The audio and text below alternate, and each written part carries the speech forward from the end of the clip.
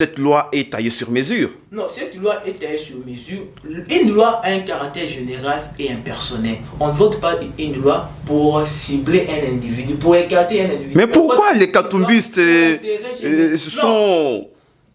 Ça nous choque pourquoi? Sont choqués, je voudrais dire. Pourquoi? Parce que les personnes qui ont lutté pour que nous ayons cette alternance politique, ce sont les demi-Dakar que Noël Tchani est en train de faire allusion. Les Congolais qui... Demi-Dakar. Les demi-Dakar, les Congolais qui ne sont pas nés... C'est-à-dire? Les Congolais qui ne sont pas nés de père et mère. Oh. Parce qu'il y a déjà contestation. Dépolitisation, non.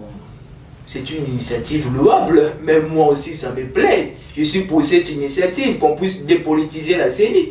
Alors pourquoi ça doit susciter des querelles, des disputes superfétatoires inutiles? Moi je suis pour cette loi, on doit dépolitiser la CENI. Mais j'ai besoin de constater cette dépolitisation. Parce qu'on va écrire dans un texte que la CENI est dépolitisée. Même en 2006, on nous avait dit que la CENI était dépolitisée. En 2011, on nous avait dit que la CENI était dépolitisée. En 2018, même nous ne sentons pas cette dépolitisation. Moi j'ai besoin plus de sentir ça. Tu vois, dans ces pays, le Congo ne souffre pas des tests. Nous avons des tests formidables, impeccables. De la population, c'est une loi qui vient nous disloquer, nous compartimenter. C'est une loi qui vient créer la haine, la division au sein dans notre pays. Alors nous, étant katumbistes, étant membres de Ensemble pour la République, parce que notre parti c'est Ensemble. Notre parti rassemble les Congolais, notre parti rassemble les gens, notre famille n'est pas là pour diviser. Ensemble pour la République.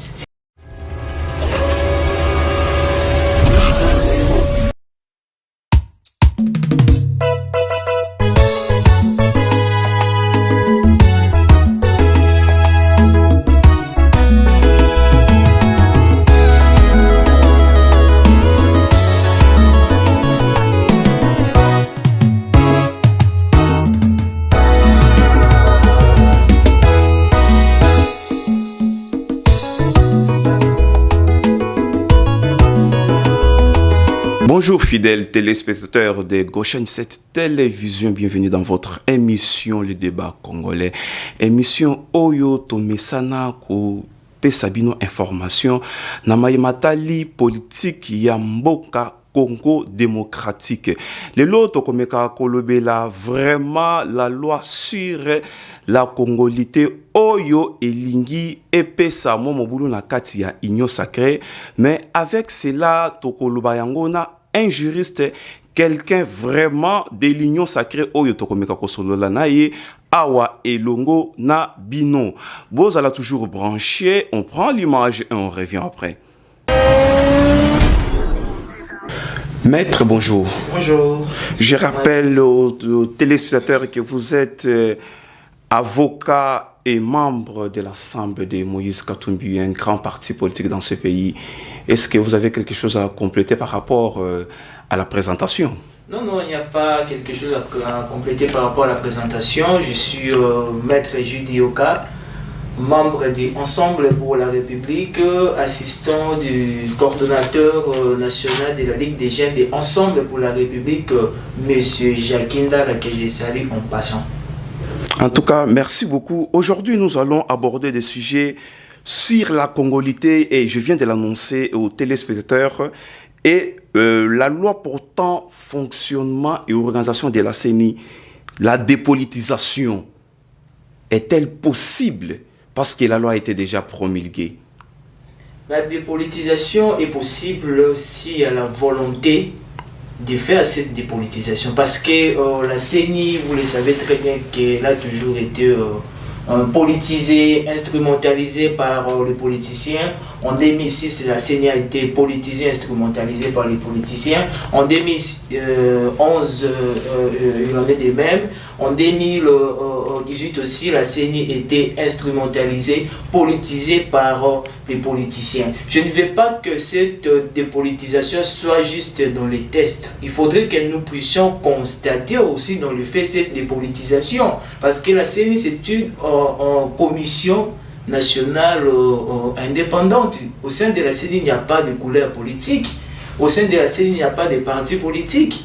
La CENI est constituée de personnes indépendantes, non des personnes dépendantes. Mais malheureusement, les présidents de la commission électorale de notre pays sont plus dépendants des politiciens. Ils reçoivent des injonctions avant qu'ils ne puissent publier le résultat. Et même, ils savent la personne qui avait réellement gagné les élections, mais ils attendent une injonction venant des politiciens pour qu'ils puissent en publier les résultats. Nous espérons que cette fois-ci, la CENI sera dépolitisée, il n'y aura plus d'injonction, il n'y aura plus d'interférence au sein de cette commission nationale électorale.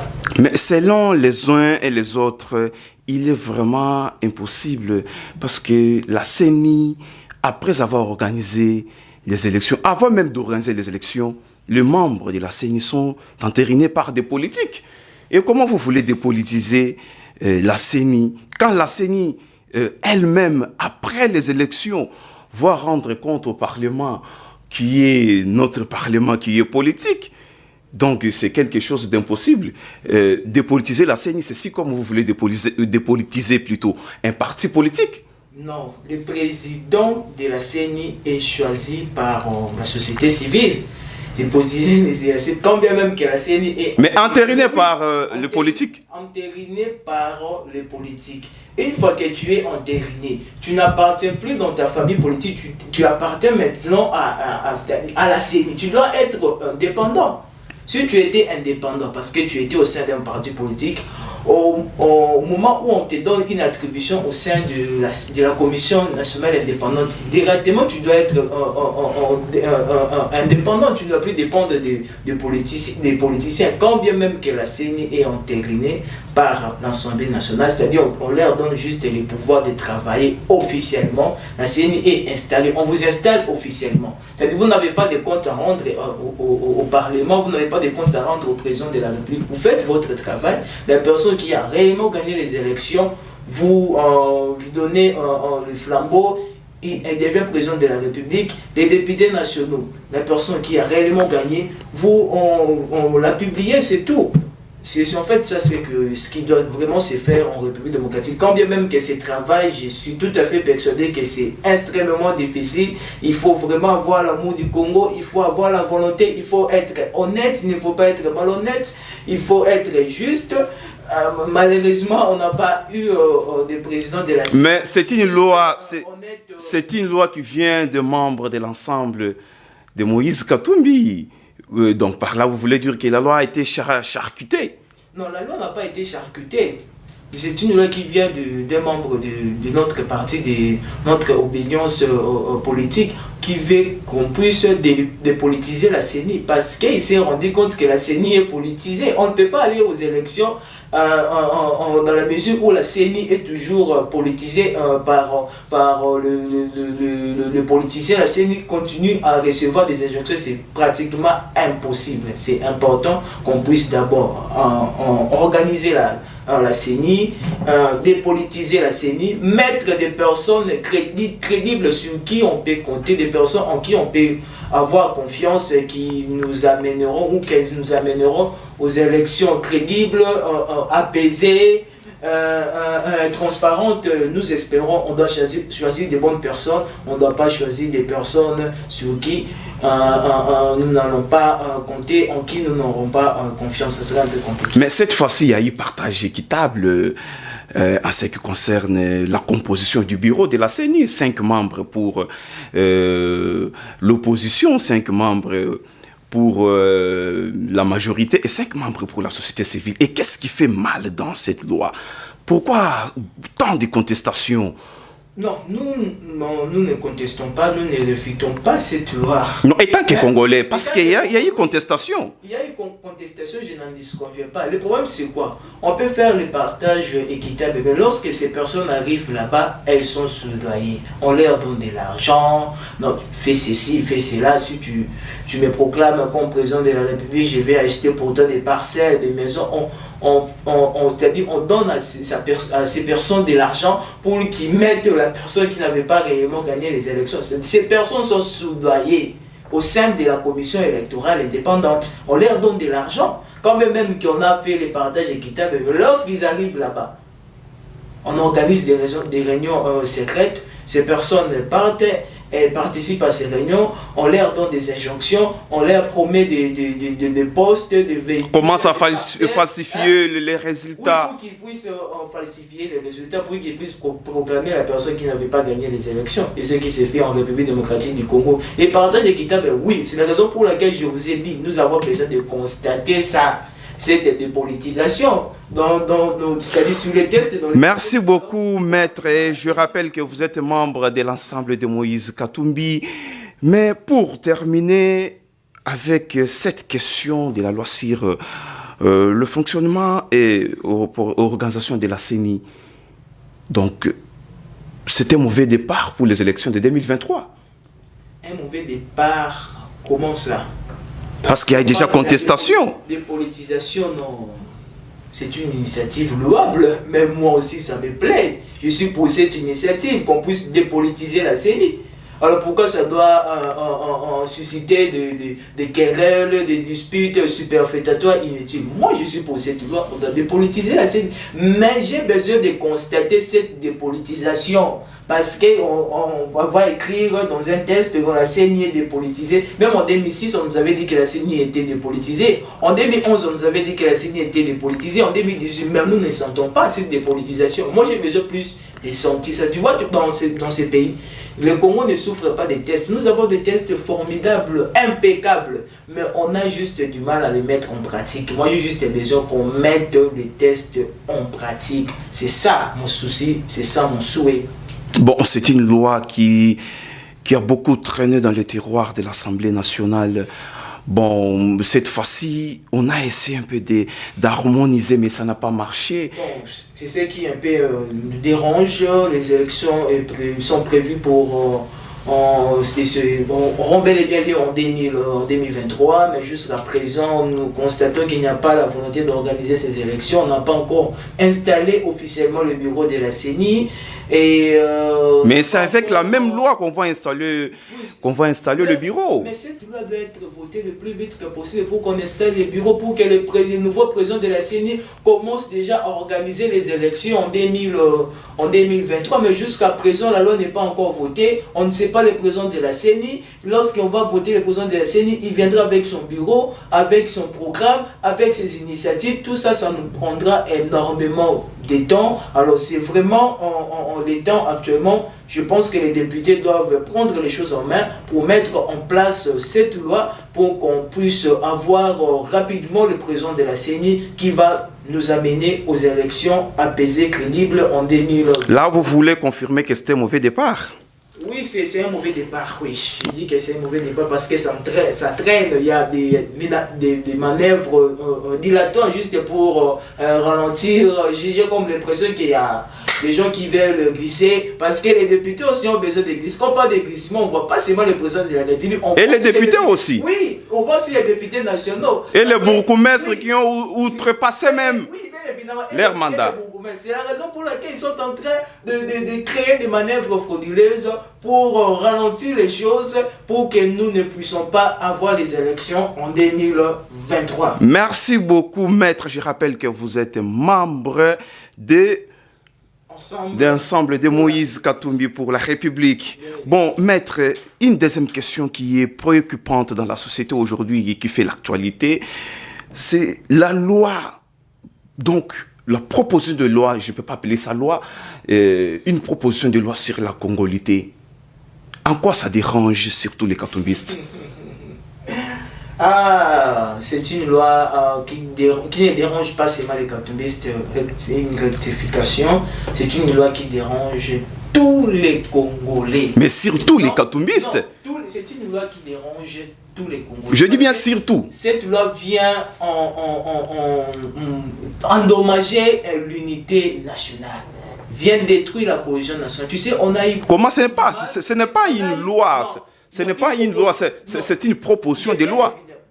Bien évidemment, c'est une proposition de loi qui va aboutir peut-être à une loi qui aura un caractère en général et impersonnel. Je dis que c'est une loi qui ne vient pas pour renforcer la cohésion nationale, c'est une loi qui vient pour nous diviser, c'est une loi qui vient pour nous disloquer, c'est une insulte Ok, c'est une insulte à l'endroit de tous les combattants de la liberté et de tous les martyrs qui sont allés jusqu'au sacrifice final pour que nous puissions avoir cette alternance en République démocratique du Congo. C'est les Congolais de 2000 Dakar que Noël Tchani est en train de faire allusion. Alors, cette loi vient pour nous diviser, tel que je suis en train de dire. Cette loi ne vient pas pour renforcer, parce que nous sommes dans la coalition de l'Union sacrée pour l'intérêt supérieur de la population congolaise. Nous ne sommes pas dans cette coalition pour chercher à écarter les autres. Ce n'est pas notre ambition, ce n'est pas notre objectif. Nulle part dans le programme de là, ce sont des mauvaises intentions. Non, nulle part dans le programme de la coalition de l'Union sacrée, on avait fait envers votre partenaire. À une telle loi, on n'a pas fait allusion à ça. On a fait allusion à l'intérêt supérieur de la population congolaise. Mais nous sommes surpris et estomaqués. On nous brandit une proposition de loi qui sera bientôt examinée par les députés. Et ils veulent voter cette loi pour écarter notre président national, Moïse Katumbi, à la magistrature suprême. Alors, tu sais, au Congo, nous prenons plus part aux hostilités sans pouvoir envisager la possibilité de faire sortir la population congolaise de la misère. Actuellement, on ne prend pas aux hostilités, aux insultes, chercher comment écarter les autres, mais on ne réfléchit pas comment faire sortir cette population. Et tant qu'avocat, s'il vous plaît, maître, et tant qu'avocat, cette loi vient compléter juste l'article 72 de la Constitution. Oui, qui dispose? Et qui parle de la modalité pour être président de la République, oui, dans ces pays. Oui. Mais que dit la Constitution sur la que dit la loi sur la nationalité plutôt? La loi sur la nationalité dit ceci. Oui. Ok. Pour. Là, il faut expliquer un peu aux téléspectateurs parce que c'est une émission à caractère juridique. Oui, je dois expliquer aux téléspectateurs. D'abord, la nationalité est un lien d'attachement. Premièrement, c'est un lien d'appartenance. Il faudrait appartenir à un État. Tu dois avoir un attachement à cet État, comme Moïse Katumbi. Il s'est attaché en République démocratique du Congo, c'est ce qu'on appelle la nationalité. Vous pouvez avoir quelqu'un qui n'a pas, quelqu'un né de père et mère congolais, mais il n'est pas attaché à la République démocratique du Congo. Il ne s'intéresse pas à tout ce qui se passe au sein de la République démocratique du Congo. Cette personne n'est pas, on ne peut pas quand même lui donner la nationalité congolaise d'origine, on ne peut pas l'appeler congolais. Il y a deux types de nationalités. Nous avons d'une part la nationalité congolaise d'origine et d'autre part la nationalité congolaise d'acquisition. La nationalité congolaise d'origine, on l'acquiert dès la naissance. Lorsqu'un enfant naît, automatiquement on l'attribue cette nationalité, ce qu'on appelle la nationalité congolaise d'origine. Les Congolais d'origine ont le droit de postuler pour devenir président de la République, pour devenir député. Le Congolais d'acquisition, la nationalité congolaise d'acquisition est celle que les individus acquièrent après la naissance. Alors, la nationalité congolaise d'acquisition, les personnes qui acquièrent la nationalité congolaise après leur naissance n'ont pas le droit de postuler pour devenir président de la République. Moïse Katumbi a la nationalité congolaise d'origine. Donc, il a le pouvoir de postuler pour devenir président de la République. Alors, si la nationalité dit est congolais d'origine, l'enfant dont l'un des parents a la nationalité congolaise, il suffit seulement l'un de vos parents puisse avoir la nationalité congolaise pour que vous, l'enfant, vous puissiez bénéficier de cette nationalité. On ne dit pas que l'enfant dont les pères et la mère ont la nationalité congolaise. Donc, l'enfant dont l'un des parents a la nationalité congolaise. Donc, quand je parle de ça, Moïse Katumbi, sa mère a la nationalité congolaise d'origine incontestable. Moïse Katumbi est de la lignée des Bayeke. Les Bayeke sont les propriétaires du sol Katangé. Et on parle, troisième catégorie de Congolais d'origine, les Congolais par appartenance. Cette loi dit tous les individus appartenant aux groupes ethniques de la RDC, dont les personnes et les territoires constitués ce qui est devenu la République démocratique du Congo à l'indépendance, ces individus ont la nationalité congolaise d'origine. Les pères de Moïse Katumbi étaient en République démocratique du Congo avant l'indépendance, avant 1960. Donc, son papa aussi a la nationalité congolaise d'origine. Il n'y a pas de débat. Il n'y a pas de... Quand vous citez Moïse Katumbi, c'est-à-dire cette loi est taillée sur mesure. Non, cette loi est taillée sur mesure. Une loi a un caractère général et impersonnel. On ne vote pas une loi pour cibler un individu, pour écarter un individu. Mais pourquoi les Katumbistes sont... Ça nous choque pourquoi? Sont choqués, je voudrais dire. Pourquoi? Parce que les personnes qui ont lutté pour que nous ayons cette alternance politique, ce sont les demi-Dakar que Noël Tchani est en train de faire allusion. Les Congolais qui... Demi-Dakar. Les demi-Dakar, les Congolais qui ne sont pas nés C'est-à-dire les Congolais qui ne sont pas nés de père et mère. Oh. Les Congolais qui ne sont pas nés de père et mère. Ces personnes... Ça, c'est très intéressant. Ces personnes ont souffert. Ces personnes ont combattu Kabila pour qu'aujourd'hui nous puissions avoir cette alternance. C'est la raison pour laquelle je dis cette loi vient cracher sur la mémoire. C'est une insulte à l'endroit de ces combattants-là qui ont lutté pour que Kabila parte. Alors cette loi ne vient pas pour renforcer la cohésion nationale. Tu sais, on a eu beaucoup du mal à mettre en place cette coalition. Il fallait appeler les gens, il fallait chercher à convaincre les gens pour que nous puissions nous mettre autour d'une même table afin de regarder dans la même direction pour l'intérêt supérieur de la population congolaise. On a eu beaucoup du mal. Mais un monsieur comme Noël Tchani qui n'a jamais souffert, qui n'a jamais vécu en République démocratique du Congo, il était aux États-Unis avec ses enfants. Lui, pour le bien-être de ses enfants, il a aussi travaillé à l'époque des musées pour la République. Non, pour le bien-être de ses enfants, il a voulu que ses enfants puissent avoir la nationalité américaine. Pour le bien-être de ses enfants. Lui, même Noël Tchani, il n'a pas la nationalité congolaise, il a la nationalité américaine. Même la personne qui va mettre cette loi n'est pas habilitée à mettre en place ou à prendre cette initiative de proposition de loi, dans la mesure où il n'a pas la nationalité congolaise, il a la nationalité américaine et ses enfants aussi ont la nationalité américaine. Tu vois, c'est quelqu'un qui est venu peut-être avec une mission pour séparer le Congolais, pour nous disloquer, afin que nous ne puissions pas regarder dans la même direction pour l'intérêt supérieur de la population. Actuellement, on doit penser plus comment faire, comment diriger pour faire sortir cette population congolaise de la misère. La population congolaise souffre énormément, a beaucoup souffert de la mauvaise gouvernance, qui était dû simplement à une seule raison, sauf de l'or, la cupidité d'un petit groupe qui avait monopolisé le pouvoir pour s'enrichir. Du coup, la population congolaise était privée des choses nécessaires à la vie. Actuellement, pensons au bien-être de la population, ne pensons pas comment écarter les autres, comment éliminer les autres pour que nous soyons, pour que nous restions, c'est-à-dire le seul maître à bord. Non, c'est pas du tout. Bon, je reviens à vous, maître Jude. Une très bonne chose. Donc c'est pourquoi vous voulez quitter l'union sacrée. Parce que jusque-là, vos intérêts ne sont pas protégés. Quand vous parlez que nos intérêts ne sont pas protégés, je ne sais pas dans quel sens vous voyez les choses. Nous voulons quitter l'union sacrée parce que d'abord, quand nous sommes membres de l'union sacrée, lorsqu'il y a une telle proposition de loi, il faudrait qu'elle soit d'abord traitée au sein de l'union sacrée parce que nous sommes un corps, c'est une même famille, mais malheureusement cette loi n'était pas traitée au sein de l'union sacrée. Cette loi a été prise à notre insu et cette loi ne renforce pas la coalition. Et ne renforce pas la coalition, oui, la cohésion. Mais juridiquement, l'union sacrée n'existe pas. Non, l'union sacrée, c'est une vision du chef de l'État. C'est une vision. Il n'a pas la personnalité juridique. Nous tous, on a adhéré à une vision. C'est une vision gouvernementale. On a adhéré à une vision parce que on constate... Gouvernementale ou parlementaire? Louable, qui regarde l'intérêt supérieur. Tu sais, Moïse Katumbi met toujours ses jambes là où il y a l'intérêt supérieur de la population congolaise. Vu qu'au sein de l'Union sacrée, il y avait l'intérêt supérieur de la population, c'est la raison pour laquelle Moïse Katumbi était venu. Lorsqu'il va aussi constater qu'au sein de l'Union sacrée, il n'y a plus l'intérêt supérieur de la population, on commence à cibler les individus, c'est depuis la cohésion nationale, nous allons quitter l'Union sacrée. Donc, avec la proposition des lois sur la congolité, il n'y a pas l'intérêt supérieur. Il n'y a pas l'intérêt supérieur de la population. C'est-à-dire? C'est une loi qui vient nous diviser. Ce n'est pas une loi qui... Une loi divisionniste. Divisionniste, c'est ça le terme. Ce n'est pas une loi qui vient rassembler le Congolais, qui vient nous rassembler autour d'une même table pour l'intérêt supérieur de la population. C'est une loi qui vient nous disloquer, nous compartimenter.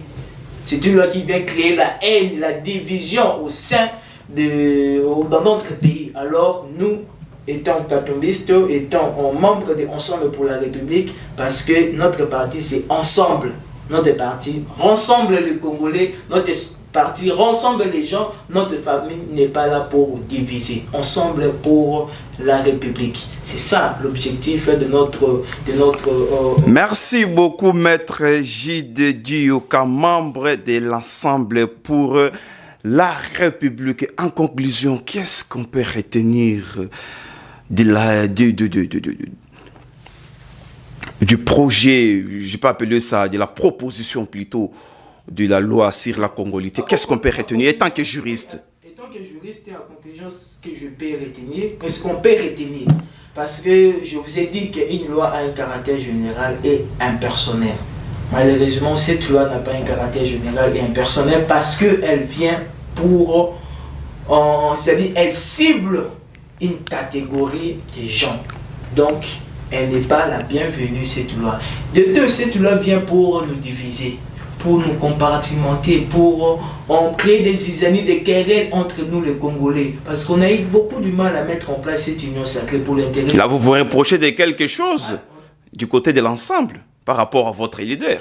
À notre leader, reprocher de quelque chose comment? Vous vous reprochez de quelque chose par rapport à la proposition des lois. C'est tout comme en 2023, ça ne va pas marcher, vous n'allez pas, Qu'est-ce que vous faites dire que vous n'allez pas avoir un candidat. Non, nous, on a un leader qui a la nationalité congolaise d'origine, un leader qui est né de père et mère congolais. Et pourquoi il fait surtout des sorties médiatiques? Je vous ai expliqué, il fait des sorties médiatiques parce que cette loi ne renforce pas la cohésion nationale, cette loi vient nous diviser. Alors moi, que tu ne peux pas accepter qu'une telle loi puisse passer à l'Assemblée nationale, qu'une telle loi soit promulguée, soit publiée au journal officiel, il ne peut pas accepter. Lui, il est là pour la cohésion nationale. Il est là pour l'intérêt supérieur de la population. Vous voulez que Moïse Katum accepte quelque chose qui vient nous diviser? Hein? Qui vient nous ralentir? On termine l'émission. Non. On termine l'émission. Oui, pas du tout. C'est la raison pour laquelle j'ai lancé un message à tous les Congolais de faire bloc, de sortir le jour où on mettra cette loi à la plénière pour qu'elle soit votée. Je vous demande de sortir. Là, vous appelez les gens à la violence. Non. Mais la marche Vous appelez les gens à la violence. La marche est légale. C'est la voie par laquelle la population passe pour exprimer son mécontentement à une loi ou à une chose. C'est la voie par laquelle la population passe. On a une seule voie, c'est la marche. Une marche pacifique, nous allons revendiquer, nous allons contester. Mais vous pouvez attaquer d'autres juridictions pour contraindre la loi. Non. Ça, c'est... Les députés ont le droit quand même de voter des lois. La loi n'est pas illégale, la procédure est normale. Mais juste que c'est une loi, parce que ces députés représentent la population, juste que c'est une loi qui vient nous diviser. Alors, on ne peut pas accepter quelque chose qui viendra avec l'objectif final de nous diviser, de nous séparer. Merci beaucoup, Maître J.D. Dioka. Et je rappelle que vous êtes membre de l'ensemble de Moïse Katumbi et assistant du coordonnateur national de la Ligue des jeunes Ensemble pour la République. Déjà demain, au parti Ensemble pour la République, nous avons une grande manifestation à partir de 15h. C'est l'appel du coordonnateur national de la Ligue des jeunes Ensemble pour la République. Je cite M. Jackie Ndala. Nous serons au siège du parti à partir de 15h à proximité de la station Ma Campagne. C'est vraiment une manifestation gigantesque que j'appelle toutes les Quinoises, tous les Quinois à être présentes ou présents à cette manifestation pour que nous puissions revendiquer, contester ce qui se passe à l'Assemblée nationale. Merci beaucoup, Maître Jude. Nous sommes arrivés à la fin de notre émission, le débat congolais sur Gauchaine, cette télévision. Et je vous demande de vous abonner massivement sur cette chaîne. Vous ne serez pas dessus, en tout cas. Je salue Monsieur Trésor Kandolo, mon ami personnel. Après... Maître, vous avez quelque chose à ajouter? Bon, quelque chose à ajouter. Tout a été dit. Je suis aussi membre de la dynamique Katumbi président. La DKP aussi va se mobiliser. J'appelle aussi à tous les membres de la dynamique Katumbi président. DKP en sigle. Ne manquez pas des mains. Je sais que vous êtes une force politique en République démocratique du Congo. Vous êtes vraiment une structure sur qui Ensemble pour la République ou sur laquelle Ensemble pour la République compte énormément pour mobiliser les Quinois. Je vous appelle à être là nombreux au siège du parti. Merci, Maître Jude. Merci. Merci d'être passé sur Gauchaine 7 télévision. Merci beaucoup. Cette émission est terminée. Merci.